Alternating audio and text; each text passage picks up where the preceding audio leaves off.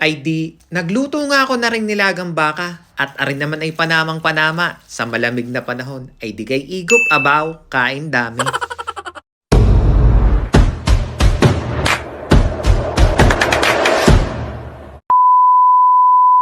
Ay ano ga mga tropa, kamusta ga kayo? Ako si Andy, breadwinner at 8 taon ng caregiver dito sa bansang Israel.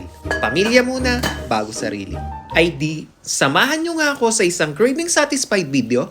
Tama ga ho o isang mapagmatakaw na video. Ay kayo na ang bahala kung alin ho ang tama. Ay di ari na nga, magluluto nga ako na rin nilagang baka. At sa wari ko naman ay panamang panama nga aray sa malamig na panahon. At winter naman din tapos ay nag-uulan pa, ay di kay panamang panama aring mainit na sabaw. Ay di, nagpakulo na nga ako ng tubig at nilagyan ko naman ng buong paminta. Tapos nilagyan ko na rin ng asin na kaunting pampaalat. At saka ako naman inilagay aring aking baka na pinagayat-gayat ko sa tama lamang. Tigay kayo na nga naman ang bahala kung gaano kalalaki ang inyong gayat sa baka. Tapos maya-maya naman ay nilagyan ko na rin sibuyas. At di kapag kumukulo na, ay di tatanggalin ko lamang aring mga kaunting itim-itim. At sabi naman nga ay ari daw ay madumi, ay di tatanggalin ko na nga at wala namang masama doon. Ay di hahaluin ko nga lang aray ng bahagya ng papagayon at papagarnay. At hahayaan ko rin aring magkulo-kulo Ay di kung makikita nyo nga ay kulo ang kulo na aring ating sabaw. Ay di maya-maya naman ay nilagyan ko na ring Knorr cubes. Ari naman ay Knorr beef cubes para ma-enhance pa ang lasa ng ating baka. Ay di, ilalaga ko nga lamang aray na mahigit 3 oras hanggang sa lumambot na nga aring ating karne ng ating baka. Hahayaan ko lang aring magkukulo-kulo at titingnan ko lamang at dadagdagan ng tubig kung kinakailangan hanggang sa lumambot nga ang karne ng ating baka. Ay di, sa mga magtatanong nga ng full recipe nito o kaya sa mga sangkap na pinaglalagay ko ay huwag niyong kakalimutang bisitahin doon sa may description below at nando doon lahat ang mga sangkap na pinaglalagay natin sa nilagang baka. Ay di ari na nga, kung napapansin nyo ay nailagay ko na rin aring ating mais. Hahayaan ko lamang aring magkukulo at kapag kinakailangan po ulit dagdagan ng tubig ay di dadagdagan ko ng tubig. At maya-maya naman ay bubuksan ko lamang aray at ilalagay ko na aring patatas. Pagkalagay ko naman ng patatas ay di hahaluin ko lamang aray ng kaunti ng bahagya ng papagayon at papagarne.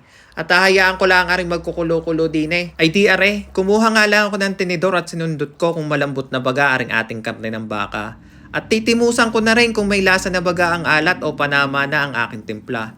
Ay di kapag kangagay yung panama na ay di ihuhulog ko naman aring bagyo beans. At maya-maya naman ay susunod ko aring ating petsay bagyo. Ihuhulog ko lamang ng papagayon at papagarnay at ilulubog ko lamang diyan. At maya-maya na may tatakpan ko lamang ng kaunti at nang sa ganun ay malaya sa loob ng ating kaserola. Ay di kay makalipas nga lamang ang ilang minuto ay di are, ready to serve na ang ating nilagang baka. Ay sawari ko na may panamang panama nga are sa malamig na panahon sa Israel.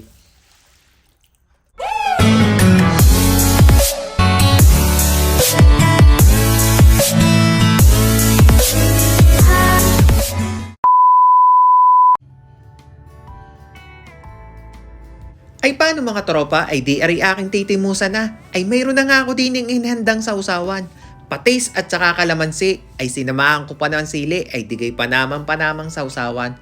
At nilabas ko na rin ang bahaw ay di are at akin na rin titimusan.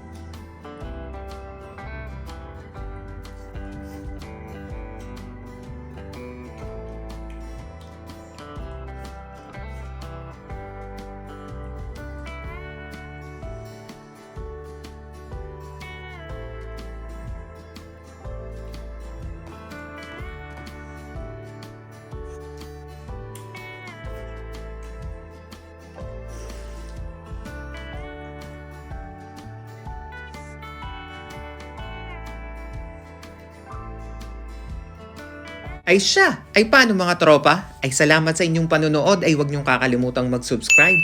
At nang tayo dumami na. Ay siya! Diyan na muna kayo.